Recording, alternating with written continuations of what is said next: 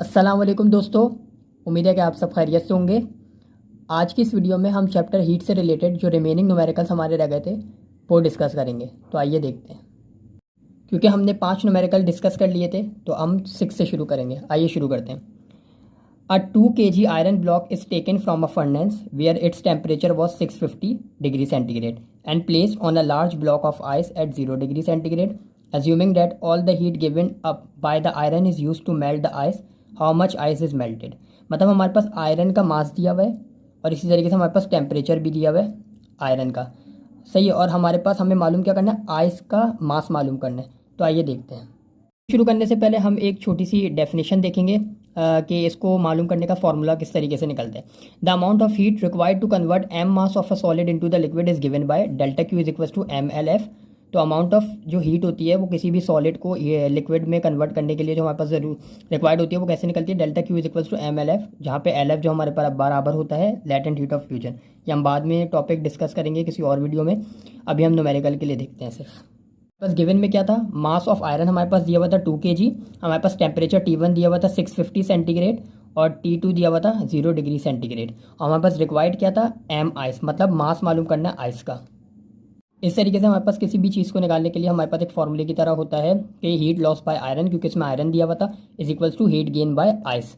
सही है। तो फिर उसके बाद हमारे पास हीट लॉस बाय आयरन क्या है, एम सी डेल्टा टी हमारे पास लगेगा और इधर एम एल एफ लगेगा। मतलब हीट गेन बाय आइस के लिए एम मतलब mass of ice into L F latent heat of fusion और एम सी डेल्टा टी।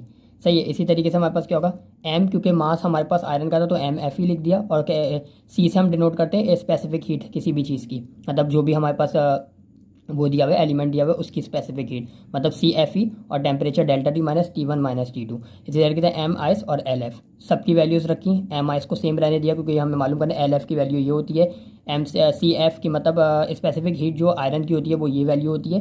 सही है। और इसी तरीके से हमने सॉल्व किया तो हमारे पास एम आइस की वैल्यू ये आ गई। इस तरीके से एक और न्यूमेरिकल है हमारे पास।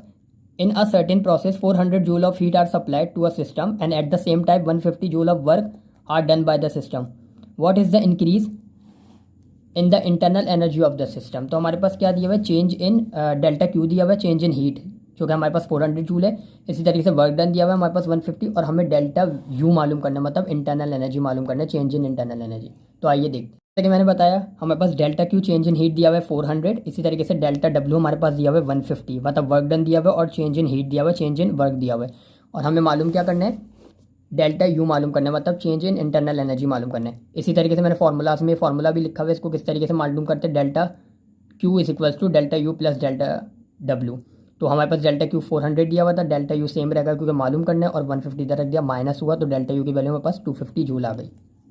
तरीके से हमारे पास एक और न्यूमेरिकल है, there is an increase of internal energy by 400 joule when 800 joule of work is done by a system, what is the amount of heat supplied during this process? अब यहाँ क्या फर्क है, हमारे पास इंटरनल एनर्जी दी हुई है 400, इसी तरीके से हमारे पास वर्क डन दिया हुआ है 800 और हमें मालूम क्या करना है, हमें मालूम करना है अमाउंट ऑफ हीट जो चेंज हुई है उसमें डेल्टा क्यू मालूम करना है हमें। तो आइए देखते हैं। ये देख सकते हैं आप, डेल्टा यू हमारे पास दिया हुआ है 400 जूल, डेल्टा डब्ल्यू हमारे पास दिया हुआ है 800 जूल और इसी तरीके से हमें डेल्टा क्यू मालूम करना है, मतलब चेंज इन हीट मालूम करना है। तो फॉर्मूला क्या था, delta Q is equals to delta U plus delta W, दोनों की वैल्यूज़ रखी और हमारे पास 1200 मतलब जूल आंसर आ गया हमारे पास। इस तरीके से हमारे पास एक और न्यूमेरिकल दिया हुआ है, a heat engine performs 200 joule of work in each cycle and has efficiency of 20%। For each cycle of operation how much heat is observe, और सेकंड पार्ट है how much heat is expelled. मतलब हमारे पास joule of work दिया हुआ है, मतलब W दिया हुआ है हमारे पास 200 जूल और इसी तरीके से हमारे पास एफिशिएंसी दी हुई है, मतलब एन परसेंटेज डिनोट करते हैं इसे, तो वो 20% दिया हुआ है बस। और हमें how much heat is observe जिसको हमने Q1 का नाम दे दिया और how much heat is expelled मतलब हीट मालूम करनी है तो इसे हमने Q2 का नाम दे दिया। आइए देखते हैं। देख सकते हैं हमारे पास वर्क दिया हुआ है हमारे पास 200 जूल, इसी तरीके से एन परसेंट जो हमारे पास फॉर्मूले में एन परसेंट मतलब परसेंटेज दिया हुआ था न्यूमेरिकल में, और फॉर्मूले में एन परसेंट से ही फॉर्मूला निकलता है तो हमारे पास 20% दिया हुआ है और हमारे पास Q1 और Q2 मालूम करना है। तो हमारे पास मालूम करने का फॉर्मूला क्या है, एन परसेंट जो है हमारे पास output divided by input multiply by 100।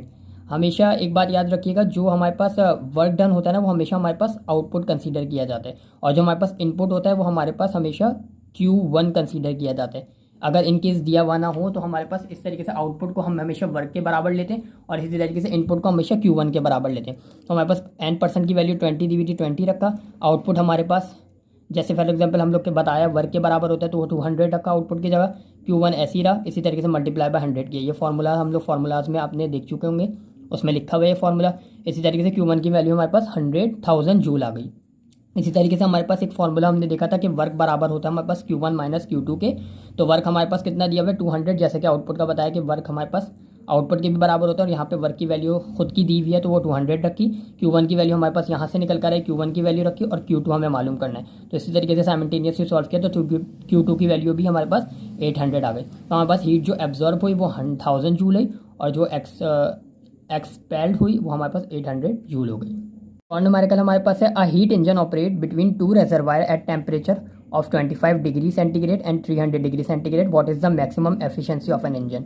अच्छा, एफिशिएंसी ऑफ कार्नोट इंजन हमें मालूम करना है, तो हमारे पास टेम्परेचर T1 दिया हुआ है, T2 दिया हुआ है, और हमारे पास एफिशिएंसी मालूम करनी है। तो एफिशिएंसी मालूम करने का हमारे पास N% मालूम करना है, क्योंकि एफिशिएंसी हमेशा परसेंट में होती है, और इसका फॉर्मूला कार्नोट इंजन का मालूम करना है तो उसका फॉर्मूला हमारे पास यही होता है। हमारे पास टेम्परेचर दिया हुआ है T1 हमारे पास दिया हुआ है 300 डिग्री सेंटीग्रेड, इसको हमने कन्वर्ट किया केल्विन में, चाहे तो ना नहीं भी करें, चाहे तो कर सकते हैं, मर्जी आपकी। तो हमारे पास T1 की वैल्यू आ गई 573 केल्विन। T2 को हमने 25 डिग्री सेंटीग्रेड कन्वर्ट किया केल्विन में, 298 केल्विन हमारे पास वैल्यू आ गई। इसी तरीके से हमारे पास परसेंटेज का फॉर्मूला, मतलब परसेंटेज हमें मालूम करनी है, N% मालूम करना है, तो हमारे पास रिक्वायर्ड है। सॉल्यूशन में क्या था, एक फॉर्मूला हमने देखा था जो कभी हमने पहले भी देखा है न्यूमेरिकल में, N% is equal to 1 minus T2 divided by T1 multiply by 100। आप न्यूमेरिकल्स के फॉर्मूलाज में जाके आप गो थ्रू कर सकते हैं। को कार्नोट इंजन का एफिशिएंसी मालूम करने के लिए हमारे पास फॉर्मूला होता है।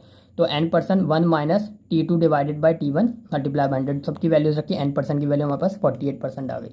लास्ट न्यूमेरिकल हमारे पास दिया हुआ है, आइए देखते हैं इसे। The low temperature reservoir of a Carnot engine is 7 degree centigrade and has an efficiency of 40%. It is desired to increase the efficiency of 50%. By how much decrease the temperature of hot reservoir be increased. अच्छा, हमारे पास low temperature को हमेशा T2 से denote करते हैं, सही, और hot temperature को हम लोग T1 से डिनोट करते हैं। यह हमारे पास रूल है समझने की, मतलब जो भी लो टेम्परेचर हमारे पास होता है वो T2 कहलाता है, सही। इसी तरीके से हॉट हमारे पास जो टेम्परेचर होता है वो T1 कहलाता है। इसी तरीके से लो की जगह अगर हाई होता है यहाँ पे तो वो भी T1 कहलाता है हमारे पास, और इसी तरीके से अगर हॉट की जगह कोल होता है तो वो भी T2 कहलाता है हमारे पास। तो हमारे पास टेम्परेचर दिया हुआ है T2 हमारे पास 7 डिग्री सेंटीग्रेड दिया हुआ है, और एफिशिएंसी हमारे पास N1 दी हुई है, मतलब टेम्परेचर 1 की एफिशिएंसी भी दी हुई है 40%। इसी तरीके से हमारे पास N2 भी दिया हुआ है 50%, और हमें चेंज इन टेम्परेचर मतलब T1 मालूम करना है। तो आइए देखते हैं। जैसे कि हमारे पास T2 मैंने बताया आपको, T2 दिया हुआ है 7 डिग्री सेंटीग्रेड, इसको कन्वर्ट किया केल्विन में, हमारे पास ये वैल्यू आ गई। N1 ये दिया हुआ है और N2 ये दिया हुआ है 40% और 50%। रिक्वायर्ड हमारे पास क्या है, डेल्टा T1 मतलब चेंज इन टेम्परेचर 1 मालूम करना है। तो फॉर एग्जाम्पल इक्वेशन हमने बना ली, क्योंकि हमें इनमें से दो चीज़ें मालूम नहीं है तो हमें मालूम करनी होगी। डेल्टा T1 जो हमारे पास बराबर है वो T1 डैश माइनस T1 के बराबर है। इक्वेशन 1 हमने इसको कंसीडर कर ली, क्योंकि हमें चेंज इन टेम्परेचर 1 मालूम करना है। तो इसको एक टेम्परेचर को हमने T1 डैश ले लिया और एक को हमने T1 ले लिया, सिंपल। फॉर T1 के लिए हमने अलग एफिशिएंसी निकाली, टेम्परेचर निकाला हमने T1 का, और इसी तरीके से एफिशिएंसी अलग लगेगी फार्मूला, और इसी तरीके से T1 डैश के लिए अलग लगेगा। तो T1 के लिए हमारे पास N1 into 1 minus T2 divided by T1 multiply by 100। तो N1 हमारे पास दी हुई थी 40 रखी, उसकी जगह 1 माइनस T2 हमारे पास दिया हुआ था T2 रखा, और T1 की वैल्यू सेम रही मल्टीप्लाई बाय 100। इसको साइमल्टेनियसली सॉल्व किया, 100 यहाँ नीचे डिवाइड हुआ, उसके बाद 1 माइनस ये हमारे पास सेम वैल्यू रही, डिवाइड होने के बाद 0.4 आंसर आया इस टू दिस।